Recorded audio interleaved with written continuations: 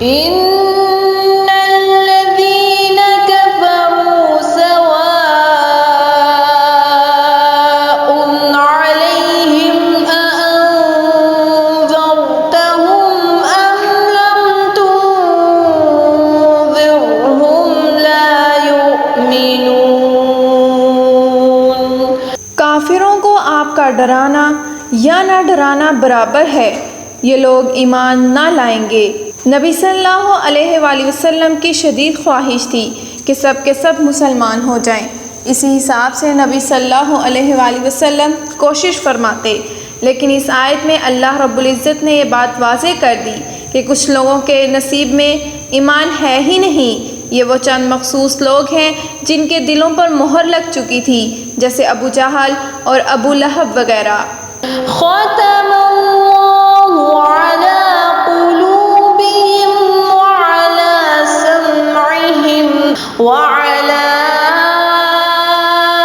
ابصارہم غشاوہ ولہم عذاب عظیم۔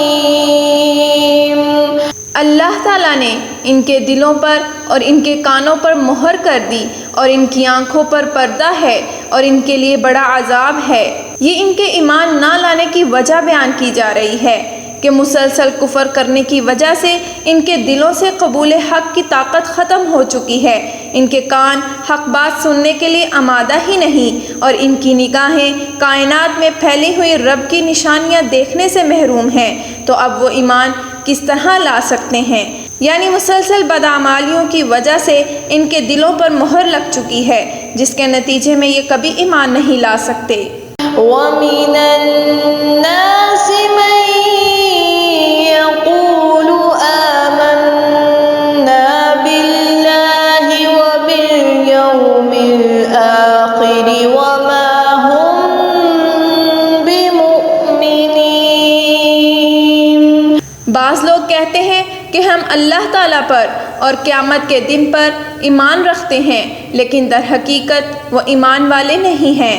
یہاں سے تیسرے گروہ منافقین کا تذکرہ شروع ہوتا ہے، جن کے دل تو ایمان سے محروم تھے، مگر وہ اہل ایمان کو فریب دینے کے لیے زبان سے ایمان کا اظہار کرتے تھے۔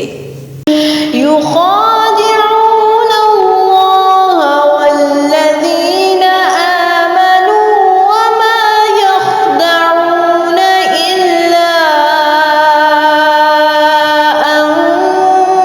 أنفسهم وما يشعرون۔ وہ اللہ تعالیٰ کو اور ایمان والوں کو دھوکہ دیتے ہیں، لیکن دراصل وہ خود اپنے آپ کو دھوکہ دے رہے ہیں، مگر سمجھتے نہیں۔ اس آیت میں اللہ رب العزت نے فرمایا کہ یہ نہ تو اللہ کو دھوکہ دینے میں کامیاب ہو سکتے ہیں، نہ ہی اہل ایمان کو دھوکہ دینے میں کامیاب ہو سکتے ہیں، کیونکہ اللہ رب العزت غیب کو جانتا ہے اور وحی کے ذریعے مسلمانوں کو ان کی فریب کاریوں سے آگاہ فرما دیتا تھا۔ یوں اس فریب کاریوں کا سارا نقصان خود ہی انہی کو پہنچا، اور یہ نقصان آخرت کا نقصان ہے۔ فی قلوبہم مرض فزادہم اللہ مرضا ولہم عذاب علیم بما كانوا یکذبون۔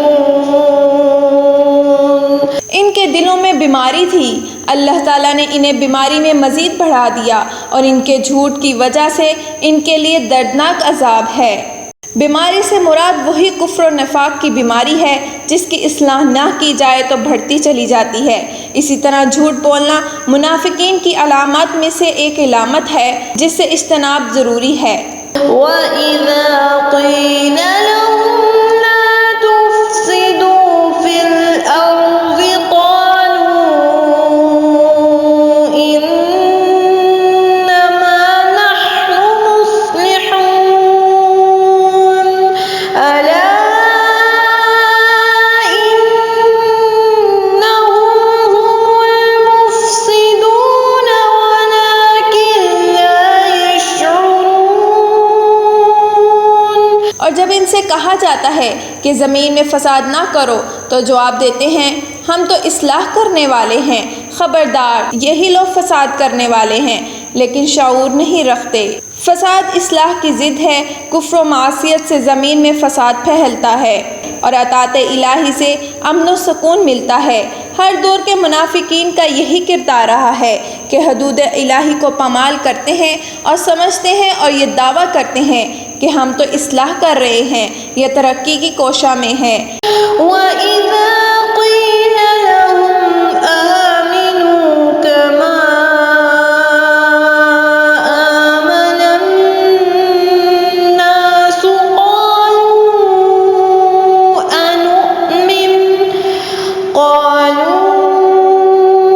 أَنُؤْمِنُ كَمَا آمَنَ السُّفَهَاءُ أَلَا إِنَّهُمْ هُمُ السُّفَهَاءُ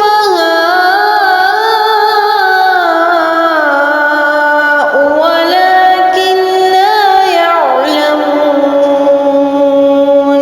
اور جب ان سے کہا جاتا ہے اور لوگوں کی طرح تم بھی ایمان لاؤ تو جواب دیتے ہیں کیا ہم ایسا ایمان لائیں جیسا بیوقوف لائے ہیں؟ خبردار یہی بیوقوف ہیں لیکن جانتے نہیں۔ ان منافقین نے ان صحابہ اکرام کو بیوقوف کہا جنہوں نے اللہ کی راہ میں جان و مال کی کسی بھی قربانی سے دریغ نہیں کیا۔ اللہ رب العزت نے فرمایا یہی لوگ بیوقوف ہیں جنہوں نے صحابہ اکرام کو بیوقوف کہا۔ وَإِذَا لَقُوا الَّذِينَ آمَنُوا قَالُوا آمَنَّا وَإِذَا خَلَوْا إِلَى شَيَاطِينِهِمْ قَالُوا إِنَّا مَعَكُمْ إِنَّمَا نَحْنُ مُسْتَهْزِئُونَ۔ اور جب ایمان والوں سے ملتے تو کہتے ہم بھی ایمان والے ہیں، اور جب اپنے بڑوں کے پاس جاتے تو کہتے ہم تو تمہارے ساتھ ہیں، ہم صرف ان سے مذاق کرتے ہیں۔ شیاطین سے مراد سرداران قریش اور یہود ہیں جن کے ساتھ مل کر یہ اسلام اور مسلمانوں کے خلاف سازشیں کرتے تھے۔ اللہ يستهزئ بهم ويمدهم في طغيانهم يعمهون۔ اللہ تعالیٰ بھی ان سے مذاق کرتا ہے اور انہیں ان کی سرکشی اور بہکاوے میں بڑھا دیتا ہے۔ یعنی اس کا مطلب یہ ہے کہ جس طرح یہ مسلمانوں کے ساتھ استہزاء کرتے ہیں، مذاق کا معاملہ کرتے ہیں، اللہ تعالیٰ بھی ان سے اسی طرح کا معاملہ کرتے ہوئے انہیں ذلت و گمراہی میں مبتلا کرتا ہے۔ دوسرا مطلب یہ ہے کہ قیامت والے دن اللہ تعالیٰ بھی ان سے استہزاء فرمائے گا۔ أولئك الذين اشتروا الضلالة بالهدى فما ربحت تجارتهم وما كانوا مهتدين۔ یہ وہ لوگ ہیں جنہوں نے گمراہی کو ہدایت کے بدلے میں خرید لیا، پس نہ تو ان کی تجارت نے ان کو فائدہ پہنچایا اور نہ ہی یہ ہدایت والے ہیں۔ تجارت سے مراد ہدایت چھوڑ کر گمراہی اختیار کرنا ہے جو سراسر گھاٹے کا سودا ہے۔ منافقین نے نفاق کا جامہ پہن کر گھاٹے والی تجارت کی، لیکن یہ نقصان آخرت کا نقصان ہے۔